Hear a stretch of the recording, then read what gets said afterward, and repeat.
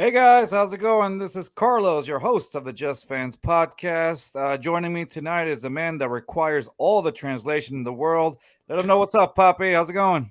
Marico, estoy aquí tratando de meterme en la cuenta esta verga esta de Finity, marico, para el jueves no me deja hacer nada, huevón.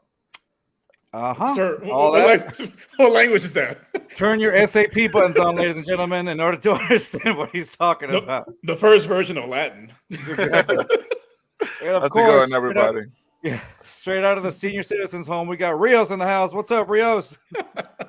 How's it going, guys? If you're watching this, you have the same number of home runs as Jose Abreu. And of course, friend of the show. We're always grateful to have him because he classies up our show. We got Brett Chancey, HTownWheelHouse from Locked On Astros. What's up, Brett? How's it going, bud? Man, going good. It's hard to find, it's hard to follow Poppy after that. I mean, I was gonna try to speak Spanish, but after that, I'm like, no comprende, senor. It's believe me, if it makes you feel better, half of it was gibberish. Okay. And I think I honestly didn't catch most of it. So there you go. So we really don't understand them on a daily basis, regardless. So it's fine. You just nod your head a lot. You just nod your head and say not, yes. Not in smile. Not in smile. Yeah, that's right. And avoid eye contact. Avoid eye contact. Yeah, you don't want to look at them in the eyes. Yeah, man. So all right, we're back, Brett. So I love having you on again because I feel like with you we get to really dive in deep, about our beloved Houston Astros. So it's now towards the end of May. What are you seeing? I know you had told us by probably around May, June, we were going to start seeing the Astros climb up to the top of the division. So what do you think so far? Your predictions coming true? What do you think? Yeah, man. I mean, it looks good. You're on a 7-game win streak as we talk right now. Their Astros are up 3-1 on the Brewers. They're taking care of Corbin Burns, who is an absolute stud on the mound. So, if they can pull this one off, they'll win their 8th in a row. I believe the Rangers have won 3 or 4 in a row, but the Rangers have really had a very weak schedule. Now, one of the things that the Rangers have done that the Astros haven't done is when they beat up on bad teams, they've scored a lot of runs. The Astros haven't done that. So in the long run, that might concern a lot of people. But for me, I just see this team as not necessarily firing on all cylinders hitting wise. Our pitching continues to be what really helps us stay in ball games. And I like where we're at. I believe what Jeff Bagwell saying on the broadcast, that Abreu is working his tail off. He's going to find it. Bregman in his last 11 games has been lighting it up. Heck, Maldonado even went deep, and he's even hitting 30 or 40 points higher than his season average the last 10 games. So, baseball is a ebb and flow thing. Baseball is a marathon. It's not a sprint. This team is conditioned, I think, for the long run, for the long haul. You should see the Astros on top of the AL West by, I believe, the first week in June, no later than that. Okay. So it looks like the biggest questions on the Astros right now is their health. Right. It has been the thing that has been us in the butt for most of the season. Do you think this is as worse as it gets? I would like to think so, because you have been without McCullers. You just got Altuve back. You're still without Brantley. You lose Garcia and Urquidy, and you're still on pace to win around 91 games. I mean, how many ball clubs can take that many hits and still sustain an expectation of 90 to 91 win season? Right. There's not any. And I believe a lot of these injuries you're going to see get moved out of the way. They're going to get healthy. I even heard some hope from Dana Brown saying that the swelling's gone down in Brantley's shoulder. So it sounds like he's going to start swinging a bat again. That's a far cry from he's out indefinitely. So right. I think if you can get Brantley on the field and you get 80% Brantley and you can get him in, heck, 2 out of every 4 games, that's better than not having him at all, because his presence, I think, is important as well. So he's kind of like a third hitting coach in that dugout. So let me ask you, I know that a little earlier you mentioned that what the Rangers have done is, they've scored more runs against bad teams. Let's go back really quick to the Oakland A's series. Did you expect do you feel, I mean, I'm glad that we won the series, of course. That's a win's a win. However, how do you feel about the Astros not scoring as many runs as, one might seem against? I just think that's where they are offensively right now. Outside of Jordan and Tucker, who are basically scoring about 75 to 80% of their runs, you're not getting enough consistency. Like you'll get the 5-run outpoint and then you'll win 3-2 and 2-0, which, yeah, you're right. A win is a win, right? Whether it's 1-0 or 10-0. But when you look at the run differential, the Rangers are plus 108. The only team better than them in the American League is Tampa at plus 124. Both played bad teams, but we played bad teams. We're only plus 38. So we have surrendered almost as many runs as we've given up. And you would like to see that plus 38 go to about 50 or 60. And you're going to start seeing that number from the Rangers, I think, shrink over time, because as their schedule gets tougher, I think they're going to start giving up a lot more runs than they've been giving up. But to this point, you got to hand it to them. Nathan Eovaldi has been nails. Heaney has been nails. Adolis Garcia is hitting like he knows how to hit, rather than a home run every 20 at bats or whatever he usually does. And so you got to tip your hat to the Rangers. I just think that the Astros this last weekend, it was a little disappointing. I really expected them to stick it to the A's, score 8, 9, 10 runs and send the Las Vegas low blinds into the sunset. I mentioned like it was crazy how Altuve, he had his rehab assignment before the A's, and then he continued his rehab assignment with the A's. Against the A's. Yeah, exactly. Exactly. Yeah, they're just trying to punish that ball club, but they handled him pretty nicely. But look, his timing, obviously, he gets a rest day when they go up to Milwaukee, which is fine with me. You don't need to have him hit the cover off the ball. A double here, a single there. You're going to see him connect for some home runs. He's hitting with power, I think, in BP, and so that's a good sign. But it's great to have Jose Altuve back. I know when he came back, it was almost like we just came out of purgatory, baseball wise, just because it was like, oh my God, the GOAT is back. So I think that's good not only for the fans, but for the team as well. It's awesome to see. I was at the game when he came back, and we didn't get the notification till we were on our way to the stadium. It was like, Altuve is back. Okay, bet. Every time he went up to bat, the whole stadium, everybody got up on their feet, like cheer. Like, even though he didn't do jack shit during that game, but hey, it's good to have him back. And like you said, he's gonna get back into the rhythm. I feel like the biggest question now presents itself: what happens with Mauricio Dubon? Because he's been in a hot streak for the past few months. He's been our most consistent hitter, even though Jordan and Tucker hit the home runs and scored all the runs. A lot of it doesn't happen without Dubon getting on base as much as he does.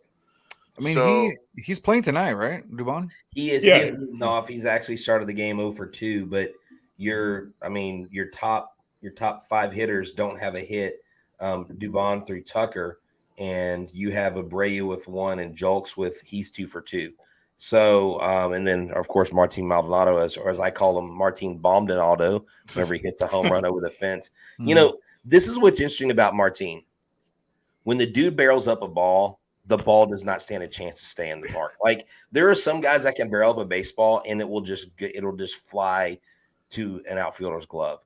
When he connects, it's a no doubter. You don't have Martin hit these like, maybe it could have gone over in 10 ballparks. No, his home runs are ballparks in all 30 for the most part. Right. I mean, he hit second deck tonight in Milwaukee. So for all the crap that he takes and all the just the hate that he takes, I know Martin goes out there and grinds, and he's a professional, and he is the general of this team when it comes to being on the field. And I don't even know why he gets so much hate, because even defensively, he's pretty solid as well. Yeah, he does. And look, this is the beauty of baseball, and this is the beauty of like baseball fandom is like you and I, all 4 of us, can have 4 different perspectives on one single hit, right? I mean, we can say, I can say, that was a really good at bat. He took that pitch. You could say, well, he missed the first pitch that he got and he should have had a home run up. You know what I'm saying? Like, you can dissect it. And where I think you get out of the fun category and into the bickering is when people start saying, this is what is true and you must believe it. And in baseball, there's 5 different ways to dissect this one play. And that's what I love about it. I can come on here with you guys and we can all have different opinions. We don't have to agree on everything, but the goal is the same. We want the Astros to be successful. Yeah, I've seen a lot of hate on Martin Maldonado, and I get it because I think most people expect him to be a guy that goes up at bat and gives you some hits, gets you some home runs or whatever, just like a regular batter. But like you got to understand that Martin Maldonado is there as a leader, number one, and number two, Defense. he's a commando, like you said, he's the main guy. But you have to really see it behind, you have to see it from the standpoint of he's the leader. He's basically the leader of the team, right? I don't really see anybody else. Yeah. He's basically the leader of the team. He keeps it together. He helps out with guys like Frommer. He's essential to guys like Frommer. He's essential to to all these other pitchers. Like he does a lot. It's almost like he does a lot of things behind the scenes that he doesn't get enough credit for. He was Verlander's number one choice. Right. Like, Verlander, he leads the team meetings. He breaks down the scouting report. Ryan Senix even said it to me that he puts more time and effort into prepping for a game. And, it's funny whenever you bring that up, people are like, well, but he can do that from the bench. And I'm like, clearly, if he could do that from the bench, the Astros would have him do that from the bench. Correct. And they would let Diaz go out there and get, Diaz has gotten about half as many starts. I think he's got 15 to Martin Maldonado's like 30 something, right? So he's got about half the playing time. It looks like he's getting a 10th of the playing time. But Dusty did say a couple weeks ago, in a few weeks, and I know we're going to go on a stretch. We have 26 games in 26 days or something like that. Mm-hmm. Diaz will have plenty of opportunities because his pop time is there. His arm speed is there. He's got some peripherals as a catcher that you definitely want in the game. Right. But you have to go with what the analytics tell the Astros, not what you like or how you feel about it. Because at the end of the day, I promise you, Dusty's not looking at my Twitter account going, I wonder what HTownWheelHouse thinks of my game strategy. Yeah. What are you talking about? Right. He's listening to us right now. He is. No, we're recording. They're like, Dusty, do we need to get someone in the pen? Hey, hold up. I'm listening to Just Fans. Yeah. Like, hold on. I don't know what the Just Fans guys are. Let's see what Astros fan can understand. Right. They're talking about trading my colors again. Okay. Yeah. Put that on that. Put that on the to-do list. He's like, look, man, I don't know, but Poppy's spitting some mad verses on there. Bars, mad bars. You got to get the Astros translator to get them. Altuve, right? What did they say? I could be the Astros translator, bro. You could. Oh, okay. I'm not gonna lie, though. I have a question about that, guys. I have a question about that. Yeah, go for it. Man, Framber Valdez or Yordan Alvarez will say about like 2 paragraphs, and that dude responds with like 6 words. Oh yeah, Yordan said he'd like to take the ball. Yeah. I was like, I'm like, man, bro, you cut that dude short. Yeah. Like, okay, Carlos. Or is that a true like? Let's do our own rendition, okay? I'm gonna be. Go ahead. I'm gonna be Jordan after winning the game, and you want me to translate what I say. See. Okay. You're the translator. All right. Rios, ask me a question. All right, Jordan, how did you feel hitting that last home run? Bueno, mira, es que cuando estaba en la base llena y llevo todo el juego pensando, tú sabes, ¿no? Le pegó la pelota y mucha fuerza, tú sabes. Y me comí una bandeja de mondongo esta semana y dije, coño, ¿sabes qué es lo que voy a hacer? Miré al pitcher a los ojos y le dije, mira, bon, tírame esa vaina por el medio y te la saco. Y se la saqué. ¿Tú querías plátano? Toma plátano. Wow. He basically said when he said, "Oh yeah, I focused a lot on the ball. Then I ate some mondongo. Is that correct?" And then he said, I scored a homer. I ate some mondongo, and then finally I looked at him in the eye. I looked at that fool in the eye, for lack of better words. And then I said, "I'm going to give it to you," and I did. I gave it to him. There you go. Okay. So there is a little bit of a shortening condensation. I love to see the dude's eye, like the guy who's listening to the player talking before he answers. I just look that brief second where they have to translate everything, and I just like, I know you redacted 90% of that. Yeah, I'm about to say there's no way he said yes. No. I love being in this game tonight. Like, no, he said a lot more than that. No. He every time we see him, like my girlfriend and I, we look at the post game interviews, like when Julio Morales goes up to like Frommer. I think it was like when he went 9 innings, right? Mm-hmm. And he's like, did we just score? What happened? Yeah. Really? Was it a homer? I didn't see nobody get on base. It was our boy DeBon. Yeah, really? Homer, deep left center, 426. What? Dubon, he heard me See, talking we about we him. were just talking about Dubon We were just being talking about him. He's 0 getting for a live 2, feed and into the yeah. Just fans thing That's right right. now. That's what's happening. He's Yeah, like, those are my guys. I gotta prove them those are wrong. the guys. You know what? I'm gonna get them. Those are my guys right there. Yeah. He's like, So, what is this guy's name? Mauricio. I got you, fam. I got you. yeah, right. One of them has my first name. No, yeah, no, dude. Like every time we see him, like exactly, like right after Julia Morales like interviewed Frommer, me and my girlfriend were just sitting on the couch watching this thing, and we're like, that dude just like translated maybe like 20% of that whole question that he asked. I'm like, he took away so much of that. He's like, basically, he's like, yeah, I'm glad to be here. I'm glad to be part of this. All right, let's go. Kind of a thing. Like, okay, I'm telling you, I could be the translator. yeah, anybody yeah. can be a translator. Well, see, I've also heard because we didn't get. Now I was literally. Jordan. Jordan hit a home run. Jordan just went deep, You're kidding me. Nice. deep Well, into here's the right deal, field. back to back. Wow. Well, hey, well, look, here's the deal. We had an interview lined up with Framber Valdez. We were going to do it live with him in person at his hotel. I'll translate, room, brother. I'll all that translate. stuff. You get me in there. I'll translate. So his agent had a translator, everything lined up for us. His flight got delayed coming into Houston. He was coming in for a TriStar show. And so we didn't get it. But a friend of mine was telling me, who does translation, she says, keep your questions short. She said a lot of times you'll watch the TV and they will try to ask a really long question, almost like they're talking to someone who speaks English. Like, okay, take me back through the first inning when you hit that 2-1 pitch out. What were you thinking? What did you see? They were like, that's too much. Just say you hit the home run in the first inning. What was it about the at-bat that you liked? Right. And she goes, leave it simple, because then what's going to happen is the interpreter is going to have an easier time because the interpreter's got to translate what you got. Then the player has got to process what they want to answer you. And if you're doing time and all that stuff and you're trying to get in so much time, you're going to spend all your time between the questions and not getting any answers. Because if you leave the question shorter, the player will respond shorter as well. Yeah. So I was like, okay, so yeah, one exactly. of the days I get that interview.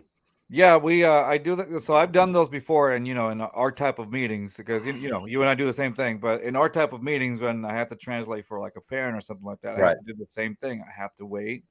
I have to wait. Very, the thing is, on ours is more like verbatim than anything, but still, it's like it's a little. So I know the translating. So it's always funny seeing that on TV, and I'm like, maybe they're just trying to keep it short. You know what I mean? Like, because that's probably where it is. He's probably told, let's try to keep it short, and so that's probably why. Another childhood question I had growing up, y'all could probably help me with. Yeah, I never understood why on the Spanish channel I would be watching a McDonald's commercial and they would say "Con Big Mac." I'm like, is there not a Spanish word for Big Mac? And I guess there wasn't. There really isn't, but if you think about it, it's like they're trying to sell the word Big Mac. I mean, exactly. No matter what language. There is words for it, but it's Big Mac. Shut up. El Big Mac, eh? Big Mac. Let me know Big Mac, hombre. No, it's basically days, man. It's Big Mac, but they're trying. They're kind of like a corporate thing. They're trying to sell you on the word Big Mac. Like that's it's all branding, basically. It's all branding, yeah. So they're trying to sell you Big Mac, no matter what language. As a young Houstonian, I didn't know that growing up. I just was like, oh, there's not a. I thought Spanish had a word for everything, but then again, I didn't think like a marketer at the age of 7. Yeah. How dare you not think of like a corporate? That's all. No. I mean, there's words, but some words in English don't actually translate to Spanish. You have to kind of make what's due, So and vice versa. We have some words in Spanish that they don't translate to English at either. all. Yeah, so it's hard to explain. So look, here's the deal. So tonight, Dubon hits a home run. Alvarez hits a home run. Tucker strikes out again. Abreu with 2 hits. So Abreu's got 2 hits. So Tucker struck out twice. I don't think Tucker's seen the ball well out of Corbin's hand. Man, and that breaking ball is nasty for Tucker. And that's what Bagwell was saying. He said it's called a cutter, but the way it breaks and cuts, it's more like a slider. It looks like it breaks so hard off, out of the plate. And he said, I'm always selling out on the outer half of the plate when a guy throws a slider or a cutter. So I'm always expecting that pitch to be on that spot. So that way, when he hangs it, I can pull it. And just some great insight from Jeff Bagwell tonight. Yeah, how do you like? We were talking a little bit off camera, and I actually do like him. He's pretty informative when it comes to like his commentating. I know Blum is out right now for a little bit, but I do like it when Jeff Bagwell's up there on commentating. Man, it's very informative. He's crisp. He knows what he's talking about. I remember there was a guy, and I don't even think he's on Twitter anymore, but he was such a baseball savant that he would abhor the times when Bagwell was commenting because he would claim Jeff Bagwell doesn't know what he's talking about. And I'm like, he's literally in the Hall of Fame. And he's like, this guy doesn't know baseball. And I'm like, he literally had a major league career. You did not. Like, you didn't even play high school ball. Now, I didn't either, but I don't comment on baseball stuff like I'm like, how can you tell a major league player like they don't know what they're talking about? Just because like you don't know ball analytics. Like, dude, you don't know ball like that. But Bagwell sees it. Bagwell, you know, he processes it differently. And Todd Callis did say this tonight. He said, well, Bagwell, we know you're not always super fond of our analytical breakdowns. He goes, no. He goes, that's not it. He said, but there's more to one side of baseball, and you have to look at the whole picture. So Bagwell's tried to really deflect that. He's tried to say, look, I've never said I hate analytics. I just said you don't want to lean on it so much that you miss a guy that you have a gut feeling about, that you see a guy, and sometimes seeing a guy and watching a guy perform, you get a feeling about a guy, and that's almost as solid as what's his expected batting average when he hits a ball. Yeah, we had I don't know if you're familiar with Glenn Davis, voice of the Houston Dynamo. Glenn Davis, we had him on our show. It was a great episode. And we were talking a little bit about that because they're doing a lot of that in soccer now over there in MLS. They're starting to use a lot of analytics and stuff like that. And it's like, and we were talking about it, and we said, yeah, it's almost like they're using like what they do in baseball over now in MLS to see who's better at what and all this stuff, instead of like I guess like what Bagwell does by experience, and so I don't think he was too fond of it either.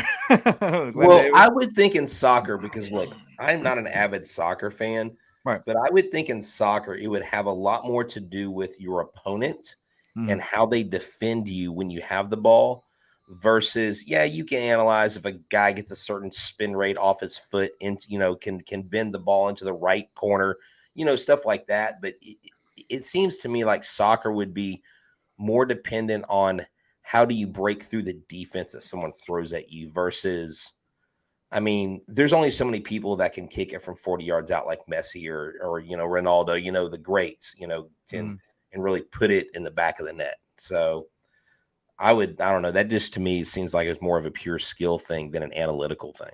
Right. You can't put numbers into things, but in soccer, because the game it's so free flowing. It's not like, every at bat is a different scenario type of thing. In the game, you have so many variables that affect it all at the same time. You can put some numbers in it, but you really have to dissect it, and you can really geek out about it. But it's a rabbit hole where, like, once you're in there, man, you're stuck. You're stuck there. I feel like it takes the fun of it sometimes while watching it. With baseball, because it's so stop and go, you can take the time to look at statistics and try to predict the outcomes of stuff. But with soccer, I feel like it's a little bit more difficult. Same with basketball, because basketball is so like back and forth. You can look at analytics for sure to see how effective a player is in a particular scenario, but shot percentage, from what range, but it's just hard to predict. It's really hard to predict through a long season, like what the final outcome is going to be. I mean, we're seeing that in the playoffs right now with Miami dominating the Celtics. Like, who saw that? That's absolutely nobody.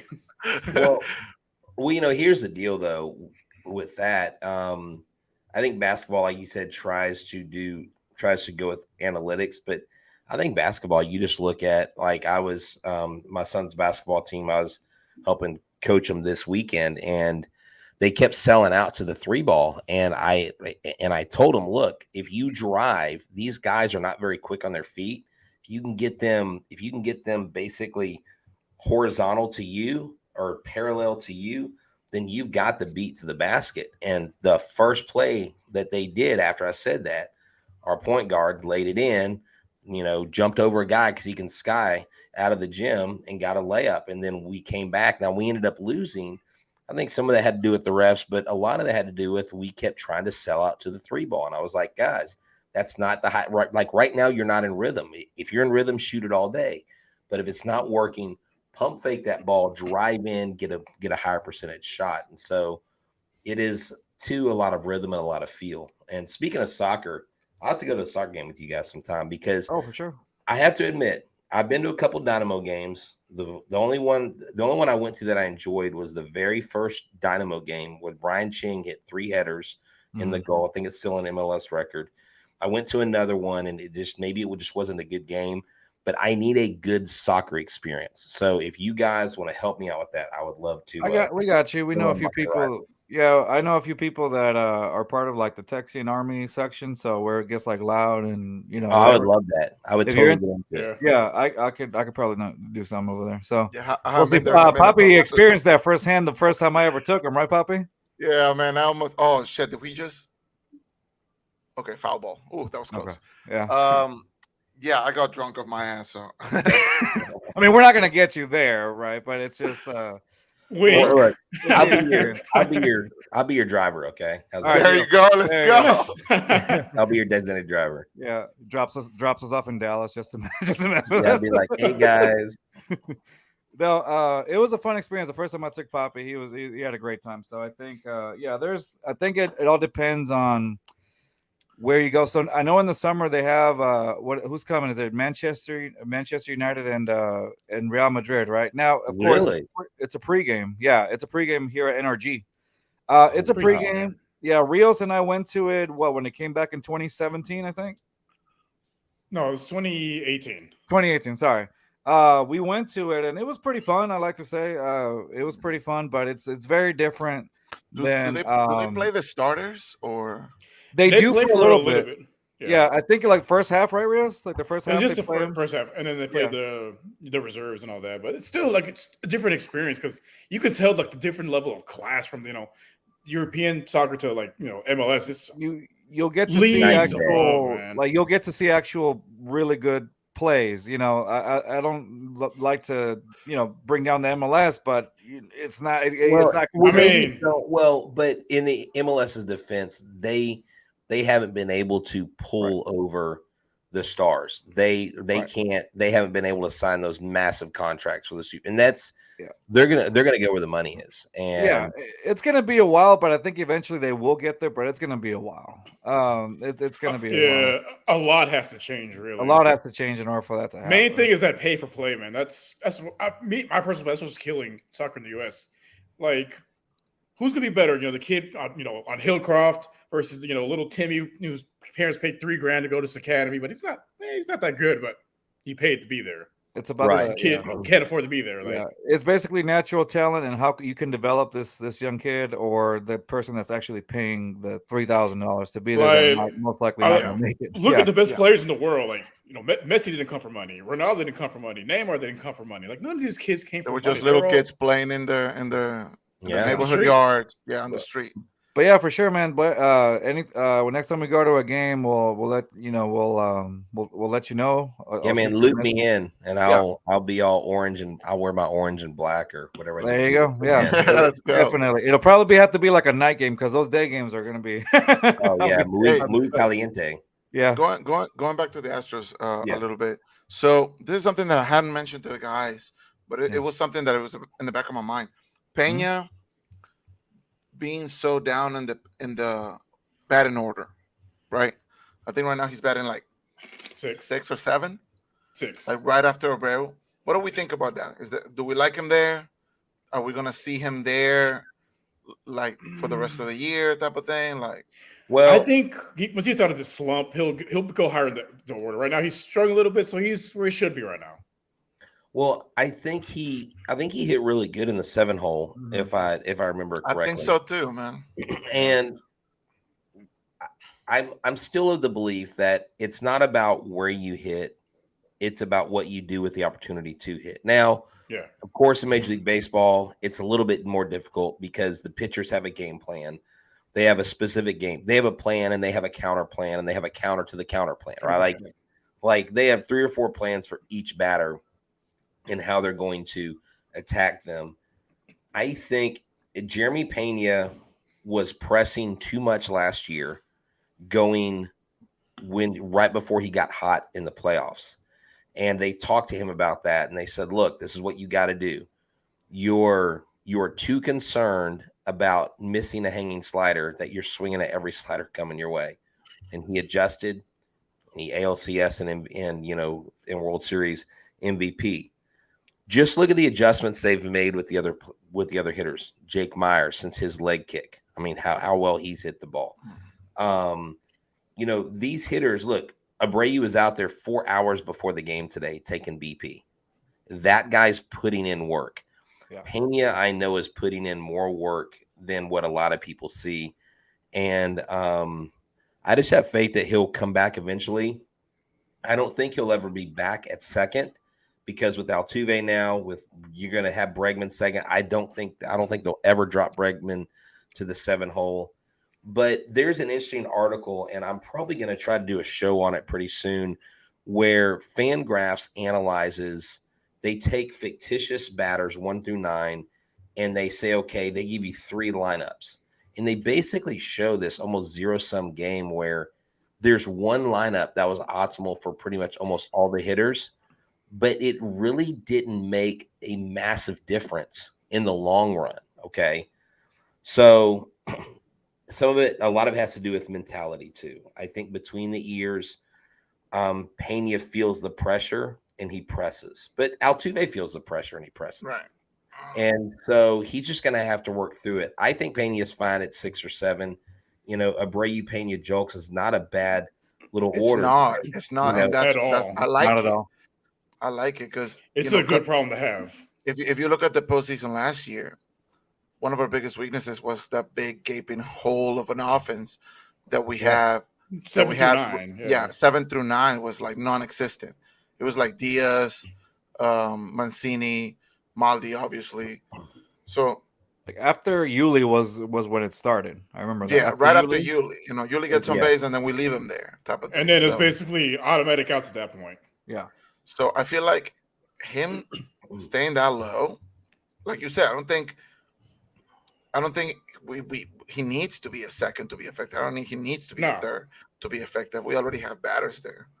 Especially if you were to, like, let's say, add, Dubon to a lineup with Altuve in it as well. Yeah, I would have, I know they put Jordan at DH, and they probably didn't put Jordan in left field because of all the fly balls Javier gives up. But it would have been interesting to see Dubon lead off at second base, and then Jose Altuve batting second at DH. Yeah. Would have been a really interesting lineup because you got 2 bats well, Dubon doesn't have power, but you have 2 bats that can contact. You got 2 speed guys on. And then if you put Bregman, Alvarez, and Tucker behind that, it's crazy. I thought about that too. I was like, what if Dubon was like at the top, and then you had Altuve behind him, and then you had all the guys coming in. I was like, dude, that is scary. And then what if you had Brantley in there as well? Yeah, and then add Brantley in there. Good Lord. Damn, what happens to Abreu at that point? Jeez Louise. Well, there was pictures and stuff like that. They were trying to get Dubon to try out for first base. Y'all saw that? I don't know if you saw those going on. I saw that, yeah. Yeah. How does that make y'all feel about that? Like having them go into first? I think it's an emergency type thing. I think Right, it's okay. if Abreu goes down, I think that's a worst case scenario. He's not played a single game at first base in a major. He's not played a single major league game. Yanner Diaz has. David Hensley, well, he's not up anymore. Yeah. Abreu has been a bit inconsistent at times defensively at first base. Yeah. Which is like maybe the reason as to why, maybe we can give him a few days break or whatever from having to do that. Maybe he could do. Yeah, DH. I wouldn't mind DHing Abreu to Yeah. keep his bat in the lineup, to keep him, because it's like Bagwell said, he's got to grind. And he came here. He's got different scenery, different teammates. He's trust me, he's hating his slump more than the fans hate it. Yeah. Oh yeah. No, I hate it more. Do you? Oh, Maldi with mean, another hit. Let's go. The spirit of Babe Ruth. Dude, Molly's killing it. He is, man. I'm just waiting to see like how many people talk trash about him on Twitter after today. Oh, They no, still I'll they'll go find on something. there, and I'll be called like the Astros cult president because I support Maldonado, and then they'll flash stats at me. Well, the Astros are 17-50 in Maldonado, and they're 7-1 with. I'm like, just stop, just like. I just have stopped having that conversation because when I say I've literally interviewed actual pitchers, actual coaches, I've interviewed people in the organization, and this is what they've told me. And they dismiss it like, oh, no, that they're just saying that. Well, because the analytic part is just half of it. It's not the whole picture. Yeah, it's like, no, just because you don't like a guy doesn't mean, and, I don't know, like, people can be fake GMs all they want, but at some time you have to have a level-headed approach to it. Like me, trust me, I say stuff or I make comments, I analyze stuff, I break something down, and sometimes I'm completely wrong, but I'm totally willing to go back and say, you know what, when I said this, I was wrong. And I try to correct the record. I'm never good enough. I'm never so good that I can't say where I've faltered or gone off track a little bit because I don't know it all. And people that act like they know it all, that's all you need to know. Yeah. That's all you need to know about that. I'm never wrong. I was just kidding. I like how like Brad almost spit out his water. Yeah, this is not vodka. This is water. I'm never wrong. If you think I'm wrong, it's because I was just kidding. Yeah. Speaking of which, people complain about Maldi. Remember, Maldi got us one of these. Yeah. Hey, Rio. Hey, man. That's all. That's your time. All that matters. All right, Rio, isn't it your time, real quick? Yes, it is. All right, hold on. This is we're like 7 minutes over, but whatever. Rio's is beer of the week, y'all.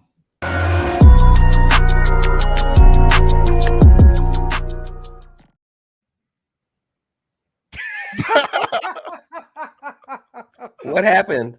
I had to do it. Why'd you do that? Stop. Stop. Let him be. Let's not be immature. Rios, put that away. Okay. All right. Man. I'm sorry. But bases are loaded, by the way. No thanks to you. Piece of shit. All right, go ahead. Alrighty, so this week let me start with this. So I was on Facebook earlier at work, and I had popped up this. Of no one. This ad popped up from some beer from like an island or something like that. I was like, okay. So I went to Specs looking for it. I couldn't find it, but I did find something similar. We have an island, Galveston Island. So this one is Galveston Tiki Wheat. So advertising works. That's a good one. It's refreshing, but it's not really my personal favorite. Is that the Tiki Wheat? Is that you said? Yeah, Tiki Wheat. It reminds me a little bit of Blue Moon. Oh, is it like Blue Moon? It's pretty similar. It's a little bit not as crisp as Blue Moon. It's a little bit more sour than Blue Moon, I'll say. Mm-hmm. How many Jake Myers out of 5? Oh, Brady. I'm gonna go 7. Wow. Oh, nice. Okay. Out of how many? Out of 5. Okay, whatever. 7 out of 10. Okay, 7 out of 10. Okay. I said how many out of 5, and you're like, oh, 7. He's like 7. Like 7 takes the give me some of that then. Shit. Wow, you're usually over here like 9 out of 10, 10 out of 10. This one you gave it a 7. We are killing the Brewers. I keep it real. Gonna say. We were just talking how. Sorry. We were just talking about how we're not scoring a lot of runs, and right now we're just. Dude, they are taking it to us. Bregman singled, which means bases are still loaded, and there's still only one out. And one out, yeah. And pitcher again, yeah. And who's your daddy? It's the live feed that they're getting right now over there at the stadium. Dude, Dusty's I'm telling you. Yeah, Dusty was like, "Hey, those I don't guys know if I can do this every game, but if this is what it takes to repeat for posterity, we will do 5 shows in a week if this is what it takes with Brett on them. So you'd be like Locked On Just Fans podcast. Locked On Fans. There you go. There you go. Hey man, my liver's up for it. You might like the idea. Yeah, there you go. Locked On Fans, like we're just locked fans. Locked On fans. Locked fans. Oh, that sounds weird. Never mind. It's like, I Locked. don't know. Speaking of locked, I don't know if y'all saw someone had taken a picture of this. It was another truck. I won't mention the one before we went on air. Right. Yeah. It was these people Right. moving, and it had like a baby carriage. It had a suitcase, and then it had this headboard, right? And on the corner of the headboard was like handcuffs. Oh, And my they're God. like, when you see it, say something. Oh, Like, come on, man, you can't be traveling with that on your freaking. I'm telling you. That's got to be a setup, right? That's got to be a joke. Yeah. It's just to no, see what's it's going on. funny. So I work in the auto industry. So my one of the guys that buys the cars for the auction, like he'll send me pictures of some stuff he sees. Like, oh my god, like some of the stuff people put on their vehicles is you're just like, Do you not have any self-respect, sir? Like, none. Are you not embarrassed? yeah. Like, you Absolutely really go not. out there- Apparently, like they, get up, get dressed, take a shower, get dressed, go to work, and have this abomination on their vehicle. Like, why? Yeah. For real. Brings down the car value. Yeah. Oh man. So yeah, going back to the runs, man. Like we're scoring now. I'm telling you, this is the reason why they're getting a live feed. They're Oh like, you my know what? gosh. Dusty Baker told Guess them. what? Jordan Alvarez just hit a grand slam. You're kidding. Oh, No way. Just hit a grand slam. I'm behind. I'm Did so he really, or behind. just messing with me? he did. He did. No, I'm not kidding you. 10-1 right now. Oh my God! You're Dude, not. why? I'm watching some like highlights of other I know. I'm hits. watching Jordan highlights right now. Wow. Hold on, are you saying? Wow. Hold on. Dude, I'm not- I haven't AT&T seen it. I'm behind. Sportsnet can suck it. That is insane. Boom! What a He ball. sent that ball. He sent that ball to Green Bay. Is there any way I can share my screen? Boom! Oh my Yeah, God! I on just the saw it side. right I don't know now. if you could. We could, but I don't know if you could. You can't. I think you can. Oh man, because but I have if it because doesn't, just be careful because if you do, I think YouTube kind of takes it out. When it Oh, gets really? uploaded. Yeah. All the Showing like the the game, yeah. filters it has. Like I don't even play music or anything. and then another hit, excuse me, and play no outs. Kyle Jeez. Tucker.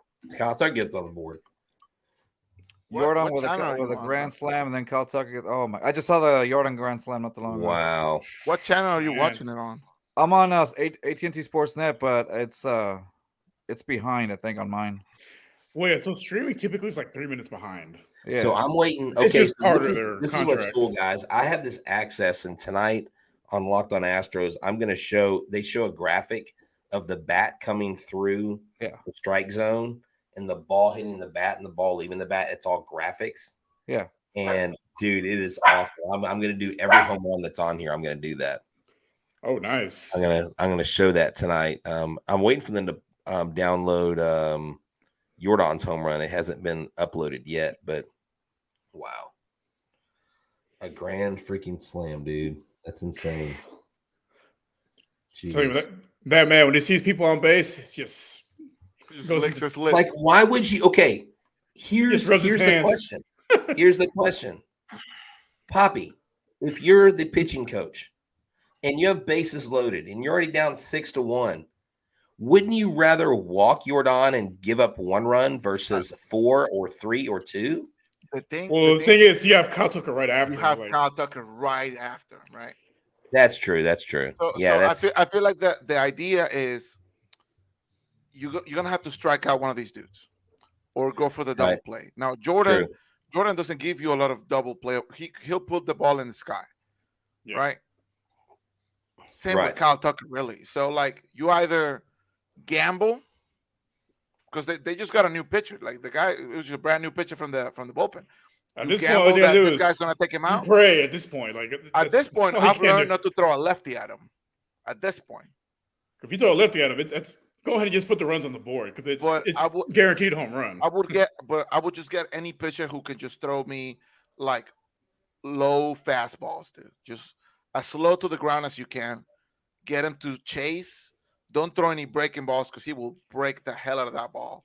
Well, the thing Yeah. with Jordan, he's disciplined at the plate. He doesn't chase. That's the for So a guy that's I hits think from it's hard. because He he's doesn't so chase. tall and like So he Jordan does- hit that ball. He hit that ball 110 miles an hour off the bat, the hardest hit ball tonight. He hit it for 425 feet. Damn. Oh, my, 425 feet. that's halfway to Milwaukee right now. Tell me Jeez to Green Bay. That is Gonna let him insane. in May, bro. What you talking about? Man, And then what's cool is I can look at this from the home, from the away broadcast. I can look at it from every camera in the ballpark. The first base batter side view, the pitch cam. Dude, I've got every pitch view. I've got every view of this hit from every camera angle. Where are you seeing it from, man. if you don't mind me asking? So I have a thing. I have access to MLB Press Box, and I just got access to their MLB stats research page. Okay. And oh my gosh, I'm geeking out. Like I want to just quit my job and just look at this website all day. This is insane. Dude, that's amazing. It's like baseball porn, dude. It's crazy. Wow. So, nice, dude. Yeah, I definitely want to check some of that out during the summer. See what goes on. I have more time now. I got a few more, couple more weeks, man. I'm done. we got this week and we're done, bro. We are done lucky for the summer. I'm not doing summer school. They're like, you want to substitute for summer school? I'm like, same. I've done it for 8 years. I'm like, nah, I'm taking it. Oh, I did it 1 year and I had a perfect setup. My friend and I, Coach Pop, we were supposed to have 18 kids and we were going to split 9 and 9. I was going to take the reading portion for the first 2 hours and he would take the math first 2 hours and we would swap our 9 kids, right? Well, guess how many of the 18 showed up? I want to say about less than half. 9 of the 18 showed up. Wow. So what do? The first 2 hours I taught reading, sent them to him the next 2 hours. We basically did 2 hours of summer school each and it was awesome, dude. I did reading for the first time and we talked about like the plot and the rise and all that stuff. And I used films to help them understand it. Yeah. I used Rocky. I used Star Wars. I used classics. There you go. Nice. Like in Star Wars, every movie has a theme, a plot, a climax, all that stuff. But the whole series is a big, a high arching plot come down to So we just use all those things and watch that. I let them create their own rap songs. I mean, we had a blast. Was there lightsaber battles? Do I now? Oh no, there were not lifesaver, but no. These kids were probably it's probably not safe to give them even fake swords. I mean, bless their kids heart. will be kids, man. Come on. No, we can't. Sorry, kids, we can't give you swords. I apologize. Sorry, we can't give you swords. The swords might. We can't give you lightsabers. All right. Right. Yeah, but many of them had not even seen Star Wars. Hadn't even seen Rocky. Yeah. But I did convince them that all Russians were communist.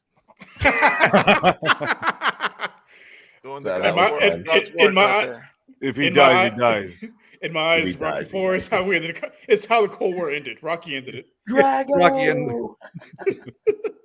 If he dies, he dies. If he dies, he dies. Sorry, I've kind of taken us off the rails here. No, you're good. That's what happens on our show. We just go off the rails all the time. I mean, Rocky 4 is a classic. He ended communism. Well, okay. So I've got a quick story.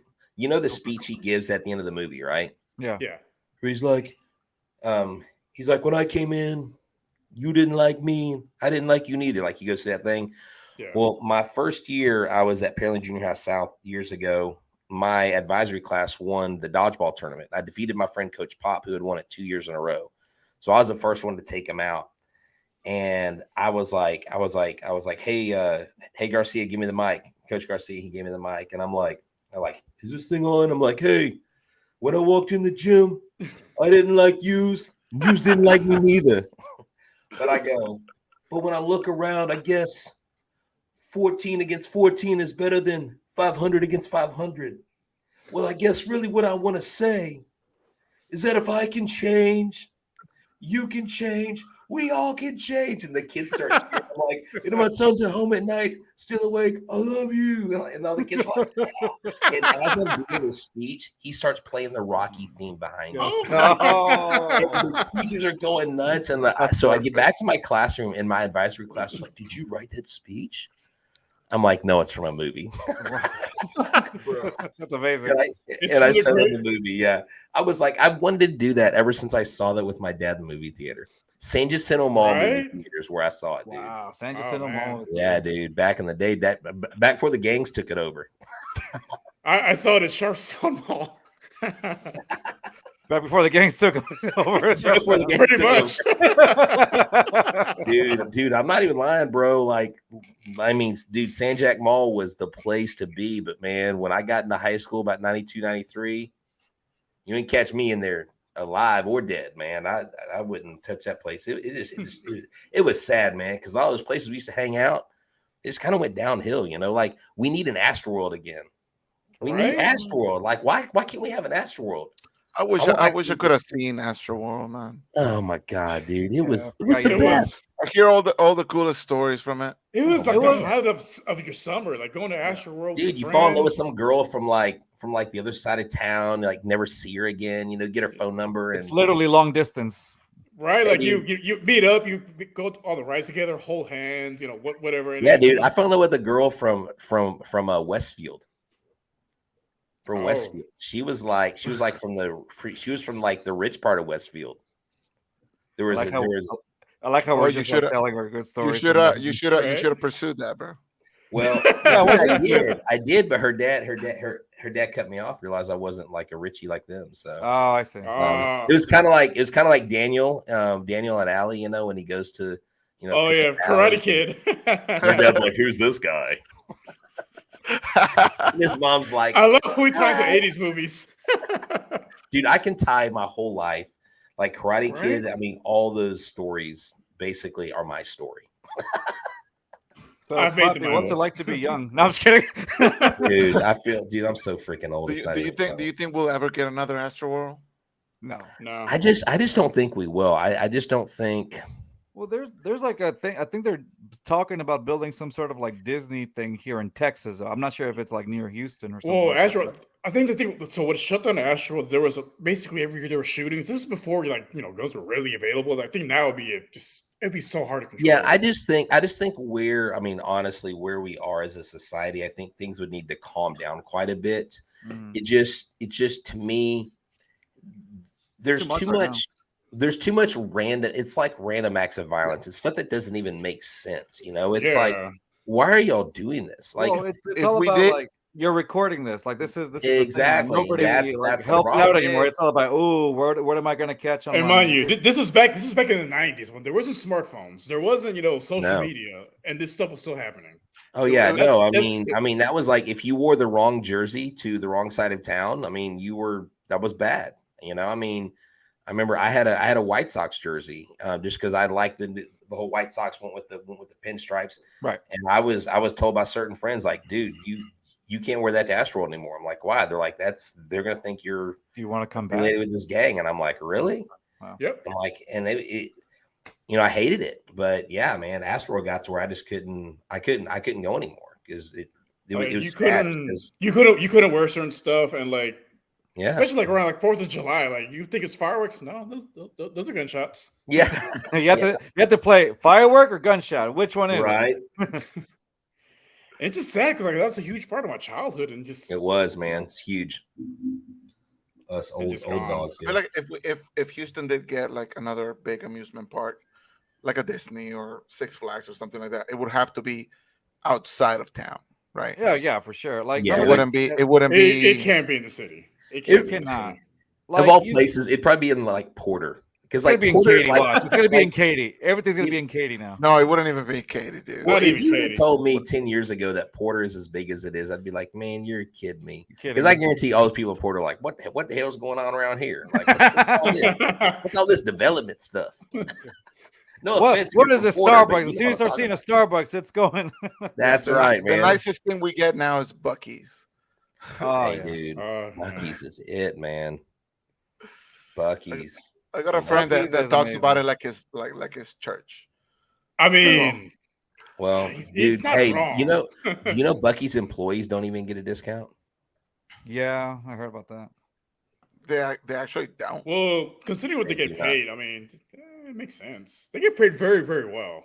They do. They get worked like dogs. So it looks like the Disney thing that I was telling you guys about. It looks like it's going to be closer to like North Richland Hills, Texas, which is over there near Frisco, like towards. South Oklahoma. Yeah, South Oklahoma. Let Dallas have it. Yeah, they can have it. They can have that. Yeah, it's mean- not. Yeah.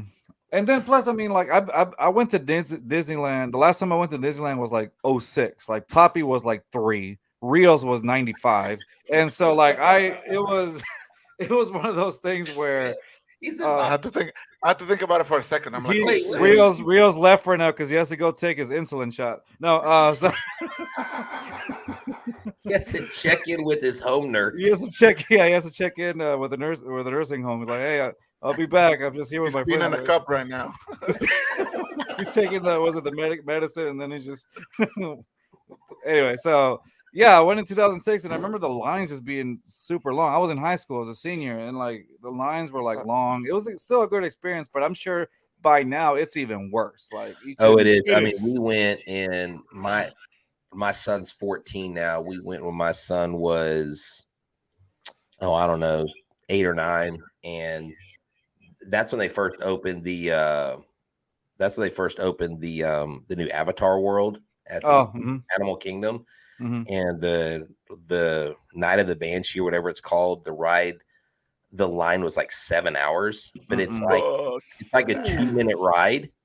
I'm like, I'm not waiting 7 hours for 2 minutes, and it's virtual reality. It's not even really a ride. Oh, And they're like, but you gotta go, and I'm like, no, I don't. no, I No, don't. Not for I have 7 more hours. things to do. 7 hours. I could be at a bar for 7 hours. Like I could be watching a game for It's just I mean, if you're at a the bar thing for is 7 with hours, Disney, you you have have to hit Disney in the off season. You have to hit Disney when nobody else is going, and so you have to find those off season times. So I went to Six Flags, Fiesta, Texas. I'm sorry, I apologize. I was about to go to Six Flags, Fiesta, Texas when I took a little break to San Antonio during spring break or whatever, right?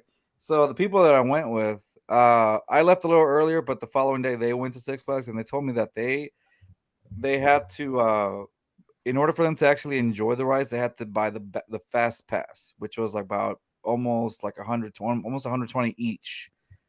But for the fast pass, in order for them to enjoy the rides, but if they didn't, they would have had to wait about 3 hours per ride. Wow. That's San Antonio for you. Just the killer of joys. At the point, yeah. And the awful Tex-Mex. Dude. Very awful. Jake Myers just hit a triple. I see that. Yep. I Rake just love Myers. Jake's the Rake Myers. Hustling, dude. Jake Hustling. Myers is like, I will not only break my shoulder, but I will hit triples. Yeah. He wants the field job. He wants that job. Bro, he wants to stay on this team. He's like, I'm not going back to Sugarland. So look, it's nice down there, man. My son and I spoke with him because he was one of the first guys that I interviewed at Sugarland before they were the Space Cowboys. And I remember when I interviewed him, he had just gotten hot, and I guess about a month after I interviewed him, he made it to the major leagues. He got called up, and I remember talking to him spring training. I said, "Hey, look, Jake, I was like, how is everything? How's your shoulder? I know it's been rough coming back from shoulder surgery." He said, "Shoulder's fine." I was like, what's your confidence like? Because I know right now you're in a dogfight with Chaz. Dusty said it's nobody's center field. So like, what's your mindset? What's your approach? And it was just myself, my son, and him. There wasn't anybody else around. Right. He said, look, he goes, the bat feels good, or the ball feels good coming off the bat. My shoulder's getting stronger every day. I have confidence in my ability to run down anything hit at me, and I just feel like I'm in a better place than I've been in a long time. Right. And he said it with such confidence. He didn't pause. And I've really taken him at his word. And every time I see him do something good out there, I'm like, you know what? I remember he told me, like, I think he had his mind made up. And I really think Jake wants to be that guy. And that's what it's going to take, is who's the alpha, who's going to take over, because either Jolks or Chaz or someone is going to be on the trading block. Right. Someone's going to be on the trading block. That outfield is too jam-packed for them. And I think look, if Jolks has success, good for him. But he may be a trade target as well, because he is 27. Yeah. And so that, but you know what? If Jolks goes somewhere in a trade, he also gets a chance to probably come back and sign a big contract, kind of like what Miles Straw did. Right. And if a guy gets to do that, good for him. Good on him. Good. That's what you're really ultimately going for, is to finally have your talents pay off. Yeah. Secure the bag. Do you Yeah, exactly. so He what do deserves you let's I don't know, I don't think we talked about it yet, but what do you see the Astros going for during the deadline? It's got to be a pitcher. Yeah. Has to be. It Yeah. has to be. It has to be another starting pitcher. The only question is who's going to be out of contention, who's willing to trade it, and if the person Angels. Otani. is Yeah, Otani. Otani.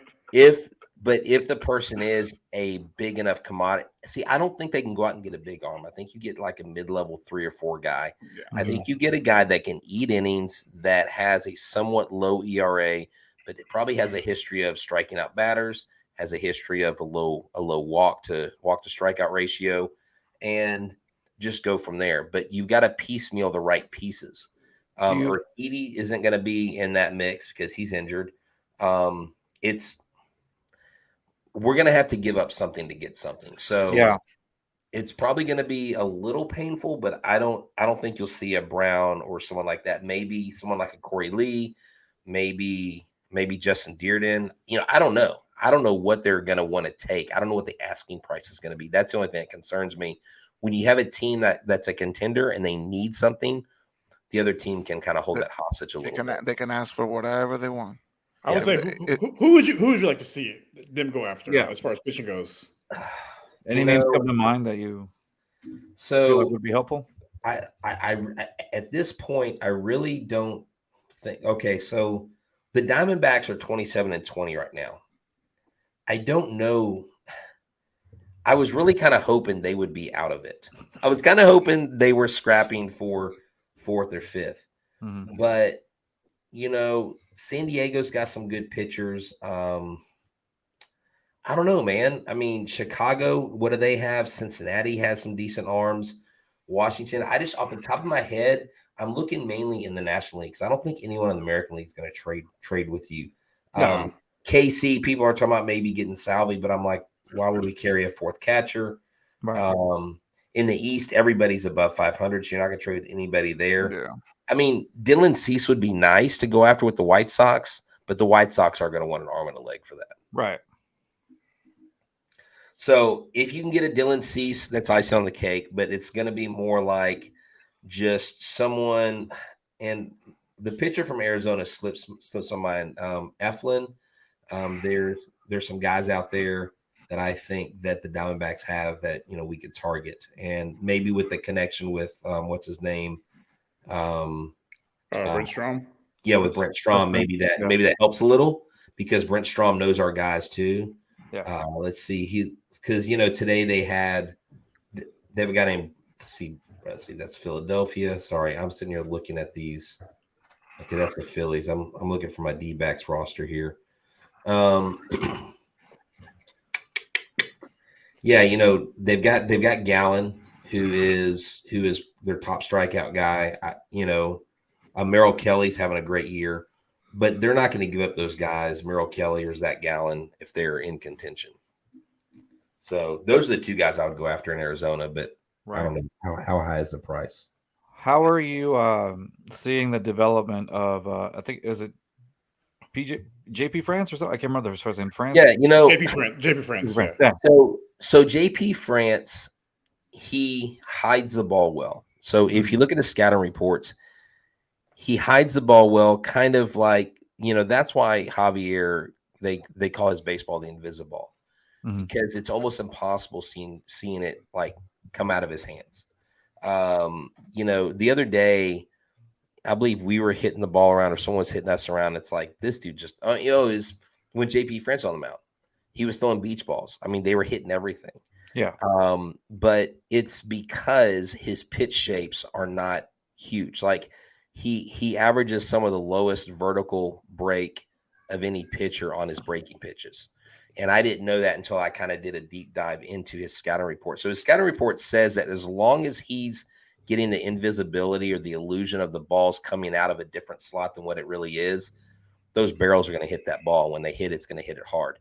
Yeah. Because he doesn't throw with a ton of velocity, and when he misses kind of center cut. So as long as he stays within himself, doesn't overthink, you notice his first innings, he's real rough, and then he settles down. if he could master that first inning and settle down within that first inning, I think you'll see a lot more success out of JP France than not. This guy grinded in the minors for 6 years. He wasn't the Astros minor league pitcher of the year for nothing. He's got a great work ethic and a great attitude. So I'm predicting that his next start is going to be a really, really good start, because I think he's going to bounce back from a rough start and back it up with something solid. And he has a beautiful mustache as well. He does. He does have a beautiful mustache. And, you know, it's funny. His wife didn't even like the mustache, but he's like, but now that I've got it, now that I'm known by it, I can't get rid of it. So that's his hook. That's right. Yeah. Yeah. Like once you put it on a shirt, that's it. Yeah. That's it. It's a seller. So that's what they need to do. Just so I brought back to branding. Well, yeah, exactly. I brought his wife some extra mustaches because she had told me, because I was like, hey, are we going to do like a French Quarter section or something? And I was trying to get in touch with her, and she's like, we had a family member that forgot the mustaches, so I went and bought some, and I went and gave her a couple packs of mustaches. Nice. Yeah, so that was cool. Yeah, no, that's amazing, dude. So before we're about to call it shortly, just please give HTownWheelHouse a follow. On Twitter, please. HTownWheelHouse. Let me add it on there. 1 second so people can see it. HTownWheelHouse. Give him a follow. Thank you. Great content for Locked On Astros, and of course, you know, he's just a great dude overall. Like, he's a friend of the show. I'm glad that we were able to have him on our show as much as we can, of course. But as always, it's always a pleasure to have HTownWheelHouse with us and here and just talk baseball. It just feels we learned so much. Feels like we're having a good time, and and we forget how long we've been going. So, you know, I thank you so much for joining us again, man. You're always welcome, of course, anytime, whenever you want to come on. And you never say no to us. You never say no to us. Hey, man, look, as long as I'm available, I am, you know, I'm Johnny on the spot. I'm Mr. Reliable. So, and look, I admire what you guys do. You know, I love the action you guys get online on Twitter. I know you guys get a lot of love on retweets and stuff. That says a lot about your brand that you're building. And anytime I get a chance to talk about this podcast, I'm like, hey, look, there's another local podcast, and you check out Just Fans Podcast. These dudes are like what H-Town is all about. And so I think you guys represent the city really well, and you guys have great knowledge too. So don't ever sell yourself short. If y'all are listening to this for the first time and y'all want to know about pretty much anything, you know, where my show's one dimensional, where it's Locked On Astros, these guys are locked on everything Houston sports. So just make sure you check them out. We got to call it Locked On Houston now from now on. Yeah, right. Watch out, David might come after you. Right, I know, right? Never mind. I was kidding. Lawyers employed. Right out of nowhere. Speaking of, I've been watching like Better Call Saul, so I'm like hooked on it right now. Right. That is a good show, man. It's a very slow burn, but man, we get to that end. Chef kiss. It is a good show. I'm not gonna lie to you. I was looking at Jake Myers right now. Like, it was like a close up of his face when he ran through the base. I'm like, oh my god, he looks like if you watch Better Call Saul, he looks like a really young version of Chuck, which is Jimmy McGill's brother. There you go. Like a really young version of it. Oh my! I never thought about that. Think about it. Dude, you're right. Oh, that's funny. Yeah. All right, that's gonna be our show for tonight. HTownWheelHouse, thank you for joining us. Don't go just yet, really quick. But we're gonna end the show on this. Thank you again. We'll see y'all for our edition of It's Live Saturday night. That'll be live this week. So we'll see y'all later. On Saturday. Peace. On Saturday. Peace. See y'all.